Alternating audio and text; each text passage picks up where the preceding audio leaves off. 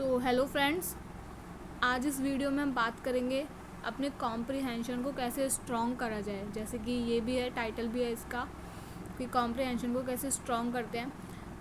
Basically SSC exams में जो comprehension part होता है इंग्लिश का, वो एक मेजर पार्ट होता है जो कि बहुत सारे मार्क्स कैरी करता है इंग्लिश में। तो एज एन एस्पिरेंट मुझे पता है कि बच्चों को क्या दिक्कतें आती है स्टार्टिंग में कॉम्प्रिहेंशन पार्ट को स्ट्रॉन्ग बनाने के लिए। तो उन्हें टाइम लगता है, बट इस वीडियो में आई विल मेक श्योर कि आपको कोई दिक्कत ना आए इसके बाद कि कॉम्प्रिहेंशन में हमें क्या करना चाहिए। So let's start. तो मैंने इसका फर्स्ट रूल प्रिपेयर किया है, बेसिक में आपका ग्रामर आता है एंड वर्ब्स आती है।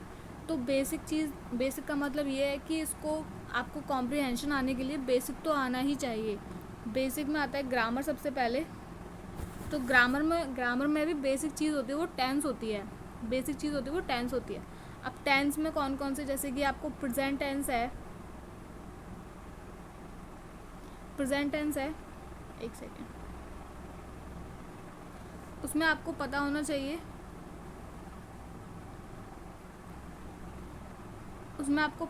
चाहिए कि डू और डज कहाँ पे लगते हैं, डू और डज कब लगते हैं,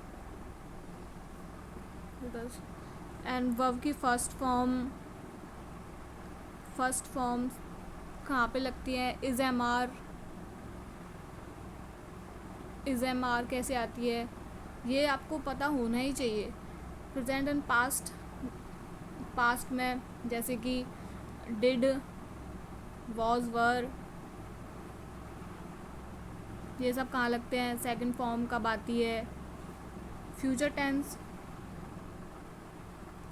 टेंस में आगे तुम्हारे विल, शैल, ये कब आते हैं, कैसे टेंस बनते हैं इनसे, ये तो आपको मस्त आना ही चाहिए। और जो कि ग्रामर के रूल, जब ग्रामर पढ़ते हैं तो उसका जो फर्स्ट चैप्टर होता है वो टेंस ही होता है बेसिकली, जनरली।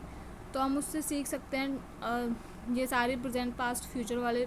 फिर उसके आगे अपन कॉम्प्रिहेंशन पार्ट को अपना स्ट्रॉन्ग बना सकते हैं, जिससे हमें ज़्यादा समझ में आएगा। टेंस वगैरह पढ़ लिए, अब अपन मूव करेंगे कॉम्प्रिहेंशन पार्ट पे। और दूसरा बेसिक है वर्ब्स जैसे जनरल वर्ब्स, लुक हो गई, सिट हो गई, ये तो आपको पता ही होगी और ये तो आनी चाहिए भाई बेसिक। अगर आपको आता है तो सिट, और मतलब जनरल वर्ब्स जो अपन डेली में यूज़ करते हैं, ये वाली चीज़ तो यू मस्ट नो अगर आपको ये समझना है तो। कॉम्प्रिहेंशन पार्ट आपको समझना है तो यू मस्ट नो दिस। ये वाला पार्ट हो गया। अब अपन सेकंड वाले पार्ट की बात करते हैं। नहीं, सेकंड नहीं, अभी ये। और जो आपको समझाया गया ग्रामर का टॉपिक भी होता है उसमें। इंग्लिश में grammar is a vast topic. तो ग्रामर में ये सारे रूल्स आते हैं, टॉपिक आते हैं। एडवर्ब हो गई, एडजेक्टिव हो गया, प्रीपोजिशन हो गया, नाउन हो गए, प्रोनाउन हो गए। इनको है ना अपन को लर्न करना है, सीखना है इनको, रटना नहीं है। रटना होता है तो ऐसे होता है कि हाँ ये इसके बाद ये आएगा, इसके बाद ये आएगा, रटो। हमें वहाँ पे क्वेश्चन सॉल्व करने हैं तो रटना है हमें। रटना नहीं है, सीखना है। अगर सीखेंगे तो अपन इसको अप्लाई भी कर पाएंगे आगे की चीज़ों में, कॉम्प्रिहेंशन में। इसको अप्लाई करना, और इसको अप्लाई कर पाएंगे ना, तभी हमारे सॉल्व होंगे क्वेश्चंस वगैरह। जैसे कि पैसेज वगैरह होते हैं, उनमें दे दिया होता है 4 ऑप्शन, एक क्वेश्चन में 4 ऑप्शन दे दिए। अब उसका आंसर वही होगा, जैसे कि क्लोज टेस्ट भी होते हैं, क्लोज टेस्ट। अब उसका आंसर वही होगा जो एक एडवर्ब होगा सेंटेंस के हिसाब से, एक कोई एडजेक्टिव भी होगा। तो 3 ऑप्शन तो ऐसे दिए होते हैं जो एडवर्ब होते हैं, उसका आंसर होता है एडजेक्टिव। तो हम वैसे ही एडजेक्टिव लगा सकते हैं अगर हमने वो चीज़ सीखी है तो। अगर रटी है तो भाई हम मतलब उसको रिकॉल नहीं कर पाएंगे कि यहाँ पे एडजेक्टिव आएगा या फिर एडवर्ब आएगा। अगर अपन ने सीखे तो हमारा दिमाग तुरंत रिकॉल करेगा कि हाँ यहाँ पे एडवर्ब ही आएगा, क्योंकि हमारे दिमाग में फिट हो चुकी है वो वाली बात। तो इनको लर्न करना है भाई, लर्न इनको, ठीक है। तो अगला पार्ट अपन चलते हैं वॉच एंड लिसन मैंने रखा है। सी, ये वाली चीज़ तब है जब यू ऑलरेडी वॉच समथिंग। अलग से टाइम देने की इसको कोई ज़रूरत नहीं है. You already watch something.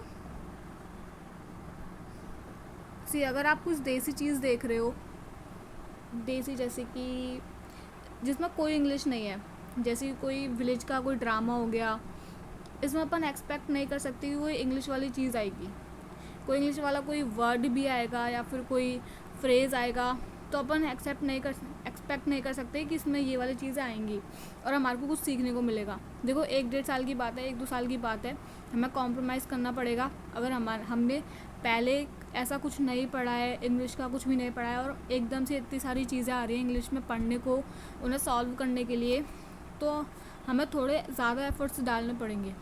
ठीक है.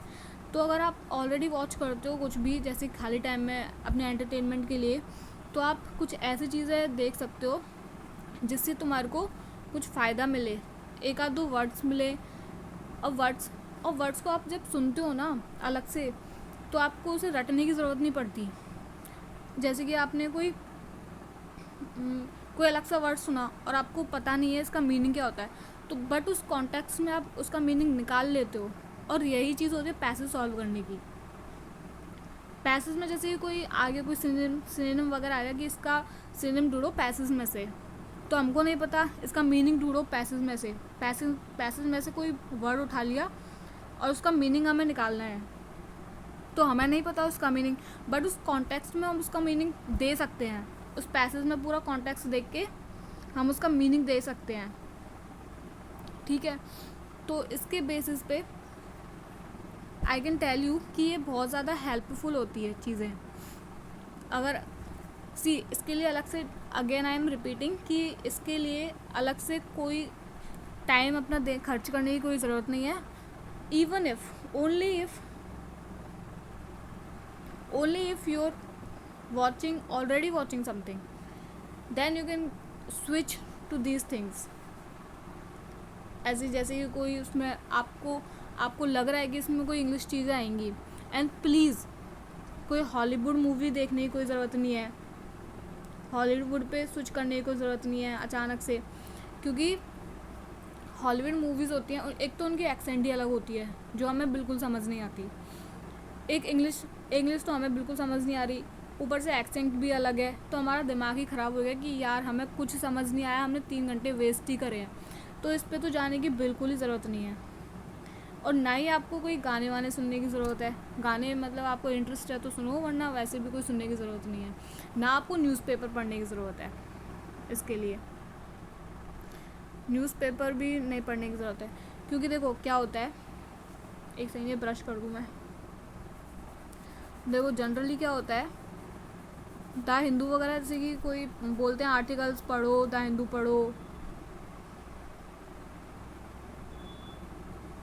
पढ़ो, इसके आर्टिकल्स वगैरह पढ़ो, तो हमें बहुत ज़्यादा टाइम लगता है. और टाइम क्यों लगता है? क्योंकि हमें उसका कॉन्टेक्स्ट नहीं पता, उसके पीछे की हमें नॉलेज नहीं पता. ये यूपीएससी वाले बच्चे पढ़ते हैं जिनको नॉलेज होती है कि सुप्रीम कोर्ट का वर्डिक्ट कैसा आया, किसके ऊपर आया, उसके पीछे की स्टोरी क्या थी, बस वो समझ सकते हैं कि द हिंदू में इसमें लिखा हुआ क्या है. तो एक तो हमें 4-5 घंटे लगेंगे फिर उसको पढ़ने में, अगर हम पूरा पढ़ेंगे तो. और नहीं समझ आता, ये ईज़िली नहीं समझ आता. आपको बेसिक भी नहीं आता, ऊपर से आप द हिंदू का सीधा आर्टिकल पढ़ रहे हो, तो वो तो मतलब बहुत ही ज़्यादा जंप हो गया, बहुत ही बड़ा लीप हो गया ये तो मत पढ़ो. ये ख़राब चीज़ें हैं. मतलब अगर आपको बेसिक आता है, आपका स्ट्रॉन्ग है, तो आप पढ़ सकते हो. अदरवाइज़ आई सजेस्ट कि ये मत पढ़ो. ना हॉलीवुड देखो, कोई भी मूवी कुछ मत देखो, है ना. एंड आपके, मैं क्या बता रही हूँ, जैसे कि ग्रामर में सेंटेंसेस हो गए, ग्रामर के सेंटेंसेस हो गए, वो तो अपन सीखेंगे ही. यहाँ पे देख लेते हैं, एक सेकेंड. ग्रामर में सेंटेंसेस होते हैं जैसे कि हो गए बिफोर. जैसे कि बिफोर का यूज़ हम करते हैं ग्रामर में, पढ़ते हैं ना बिफोर के. अभी क्वेश्चन भी आया था, बिफोर के पहले वाला सेंटेंस कैसा होगा, इसके बाद वाला सेंटेंस कैसा होगा, आफ्टर के पहले वाला सेंटेंस कैसा होगा, बाद वाला सेंटेंस कैसा होगा, और किसका यूज़, सो ऐसे सेंटेंस होगा, सो डिड आई, ऐसा करके कुछ तो ये वाले सेंटेंस जो होते हैं ना, ये फ्रेज जो यूज़ होते हैं इसमें, वो अपन को सीखने हैं, लर्न करने हैं। अगेन वो लर्न करने हैं, रटने नहीं है। 3-4 सेंटेंस बना लो इसके ऊपर। जैसे कि आपने अभी 100 वाला ये सीखा, तो इसके ऊपर एक सेंटेंस बना लो, 3-4 सेंटेंस बना लो, एक नहीं 3-4 सेंटेंस बना लो, है ना। तो आपको दिमाग में ऐसे सोचो कि हम कन्वर्ट्स कर रहे हैं किसी के साथ, डायलॉग कर रहे हैं किसी के साथ, है ना, डायलॉग कर रहे हैं किसी के साथ, कन्वर्ट्स कर रहे हैं। तो आपको वो चीज़ है ना प्रिंट हो जाती है दिमाग में। तो जैसे ही आप देखोगे वो एरर वगैरह भी देखोगे ना, तो आपके दिमाग में छप जाएंगी वो आपको दिखेगी कि हाँ ये यहाँ पे ये वाली एरर है। आपको फिर रिपीट करने की भी ज़रूरत नहीं होगी, बार बार बार बार बार बार। आप बस रटोगे नहीं ना वो चीज़, क्योंकि सीखोगे। और किसी चीज़ को लॉन्ग टर्म तक याद रखने के लिए उन्हें सीखना होता है, ना कि रटना। ये तो आप सभी को पता है, ठीक है। यहाँ तक ग्रामर हो गई अपनी। ये वाला है मोस्ट इम्पॉर्टेंट पार्ट है भाई, मोस्ट इम्पॉर्टेंट। ये तो आपको करना ही पड़ेगा। आप द हिंदू मत पढ़ो, कुछ मत पढ़ो, ये करो प्रैक्टिस प्रीवियस। इससे क्या हमारे को माइंड सेट पता लगता है, एसएससी कैसे क्वेश्चन बनाती है, कैसे पैसेज बनाती है, एसएससी का माइंड सेट पैसेज वगैरह का। जैसे कि सीजीएल मेंस है, इसको पढ़ो, एक पैसेज उठा लिया, इसको पढ़ो। और एक मेंस वगैरह में जो भी पेपर होता है उसमें 2 से 3 पैसेज होते हैं, 2 से 3 पैसेज होते हैं। एक क्लोज टेस्ट होता है, 1 से 2 क्लोज टेस्ट होते हैं। आपको पता होना चाहिए इसमें से 1-2 तो ईजी होंगे, 1-2 टफ होंगे, इसमें से भी 1-2 ईजी होंगे, 1-2 टफ होंगे, एक ईजी होगा एक टफ होगा, ऐसे होता है जनरली, है ना। तो आप ईजी वाले को तो कर लोगे, टफ वाला नहीं होगा आपसे। बट आपको पहले पढ़ने हैं वो पैसेज अच्छे ढंग से। तो आपको कन्फर करना है, आपको इन्फर करना है कि ये पैसेज कैसे पूछती है एसएससी, उसका माइंडसेट पता लगाना है। और आप उस माइंडसेट को पकड़ पा रहे हो या नहीं। वरना देखो इकोनॉमिक से रिलेटेड आता है, एक पैसेज, तो अब की बार नहीं आया बट आता ही है जनरली। इकोनॉमी से रिलेटेड आता है, डेटा वगैरह से। तो आप उसको पढ़ो, समझो, rather than reading the Hindu वगैरह। आप ये अगर पढ़ोगे ना तो आपको पता लगेगा कि कैसे कैसे क्वेश्चन आते हैं। उनको पढ़ो, उनको समझो, एक देन सॉल्व करने की कोशिश करो क्वेश्चंस वगैरह। उनको सॉल्व कैसे करते हैं वो अपन बाद में देखेंगे, बट पहले अपन उनको समझ आना चाहिए। कॉम्प्रिहेंशन, हमें कॉम्प्रिहेंड होना चाहिए पहले पैसेज, ये क्या बात कर रहा है, कैसे कैसे पैसेज आते हैं। तो हमारे को वहाँ पे क्वेश्चन ही सॉल्व करने हैं। एसएससी के एग्ज़ाम में एसएससी में क्वेश्चन सॉल्व करने हैं, तो अपन उसी पे जाएंगे पहले, ठीक है। तो हम उसी को पकड़ने की कोशिश करेंगे पहले, तो उसको सॉल्व करने की कोशिश करो। और जनरली क्या होता है ना, हम जब सॉल्व कर रहे होते हैं तो हमें पता होता है, जब हम सॉल्व कर रहे होते हैं पैसेज, हमारा आंसर आ गया, बट हमने जो निकाला है ना, उसका मतलब जो निकाला है, उस सेंटेंस का मतलब जो निकाला है, वो कई बार अलग होता है। हमारा आंसर तो आ गया, आंसर तो सही दे दिया हमने, हम जिसमें कंफ्यूज थे, और हमारा आंसर, उसका हमने एक टिक कर दिया, उसका आंसर आ गया, सही आ गया। बट हम मतलब कंफर्म नहीं है ना उस आंसर को लेके, कि अगर हमने दूसरा वाला टिक कर दिया होता तो वो गलत हो जाता। तो उसको जाके देखो, कोई वीडियो अगर किसी ने डाल रखी हो उस मेन से रिलेटेड, उस पेपर से रिलेटेड, उस पैसेज से रिलेटेड, तो उसको जाके देखो और देखो कि उसका आंसर क्या है, उसका मतलब क्या है। आंसर तो पता लगे, उसका मतलब क्या है। Then only you can reach the thought process of SSC, ठीक है। तो मैं यही सजेस्ट करूँगी, अगर आपने सॉल्व कर भी लिया, अगर आप कन्फ्यूज़न में हो किसी 2 को लेके और आपका आंसर सही आ गया, बट आप उसको जाके देखो एक बार। टफ को तो आप देखोगे ही, सॉल्व करो एंड देखो जाके किसी के चैनल पे, बट आप इजी वाले को भी देखो। अगर आप कंफ्यूज हो 2 को लेके, तो मेरा यही सजेशन है कि आप ये सॉल्व करो, जितने हो सकते हो उतने प्रीवियस ईयर सॉल्व करो, ठीक है। सीजीएल मेंस हो गया, मेंस के कर लो, CHSL मेंस भी लगने लग गया आप, तो वो भी कर लो। CPO मेंस के कर लो, इनके अच्छे क्वेश्चन आते हैं। स्टैनो के कर लो, और भी कई एग्ज़ाम्स होते हैं उनके कर लो, बट ये प्रैक्टिस करना बहुत ज़्यादा ज़रूरी है, ठीक है।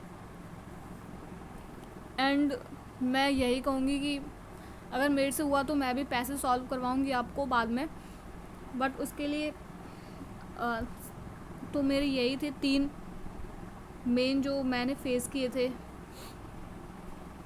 एक ये हो गया आपका, एक तो बेसिक हो गया, बेसिक तो आपको आने चाहिए, टेंस वगैरह आप लर्न करो इनको, वर्ब्स वगैरह को, ये आप लर्न करो, ये आप सुनो अगर टाइम है तो, ये इंपॉर्टेंट नहीं है बट आप सुनो टाइम है तो, क्योंकि ये ना आपकी फिलिंग द ब्लैंक्स वगैरह में काम आते हैं, फिलिंग द ब्लैंक्स वगैरह में। जैसे कि आपने कुछ सुना, समझा, आप कोई किसी के इंटरव्यूज़ वगैरह भी देख सकते हो, नॉट ओनली दिस, आप किसी के इंटरव्यूज़ वगैरह भी देख सकते हो। जैसे कि आपके कोई फेवरेट वगैरह है, अरे रुको भाई, फेवरेट कोई है आपकी, फेवरेट कोई पर्सनैलिटी है जिसका इंग्लिश में इंटरव्यू हो रहा है, वो आप देख सकते हो। स्पोर्ट्स पर्सन है कोई एक्टर एक्ट्रेस वगैरह होगी, तो आप उसके, पॉलिटिशियन हो गया कोई, उसके ना आप इंटरव्यू देख सकते हो, क्योंकि आप उस पर्सनैलिटी को जानते हो। सबटाइटल्स ऑन करके भी देख सकते हो। कभी कभी है ना वो ऐसे ऐसे फ्रेज बोलते हैं जो हमारे लिए बहुत इंपॉर्टेंट होते हैं समझने के लिए, और आजकल फिलिंग द ब्लैंक्स ना ऐसे आते हैं जो सबको नहीं आते, और किसी बुक वगैरह में नहीं दिए होते वो फिलिंग द ब्लैंक्स, और कोई पढ़ाता भी नहीं है, ऐसे ऐसे फिलिंग द ब्लैंक्स आते हैं। तो वो है ना हमारी समझ के ऊपर होती है कि हमने कितना सुना हुआ होता है, कितनी इंग्लिश सुनी हुई होती है, कितनी पढ़ी हुई होती है, कितनी सुनी हुई होती है ज़्यादातर अपने पूरे लाइफ में ऐसे। तो आप समझ रहे हो, जो फ्रेजेस वगैरह होते हैं ना वो लोग यूज़ करते हैं, वो चीज़ें आम, उनके लिए वो चीज़ें आम होती है, ऑर्डिनरी होती हैं, जो हमारे लिए एग्ज़ाम लायक होती हैं, क्योंकि हमने नहीं पढ़ी होती है, हमारे ऐसे आसपास सराउंडिंग्स में भी कोई नहीं बोलता है ये चीज़ें। तो आप इस टाइम को यूज़ कर सकते हो, अगर आप कुछ भी देख रहे हो तो ऐसे यूज़ कर सकते हो आप इसको, ठीक है। ये वॉच लेसन हो गया, ये प्रैक्टिस वाला हो गया। And thank you so much देखने के लिए। मेरे से जितना हो पाया, मैंने जितना फेस किया, मैंने जितना रियलाइज़ किया कि हाँ ये हो सकता है, ये आपके साथ शेयर करना चाहिए, जिससे आपको भटकना ना पड़े इधर उधर। So thank you so much देखने के लिए यहाँ तक। एंड वीडियो अच्छी लगी हो, आपको इन्फॉर्मेटिव लगी हो, आपको हेल्पफुल लगी हो, तो प्लीज़ सब्सक्राइब कर देना ज़रूर।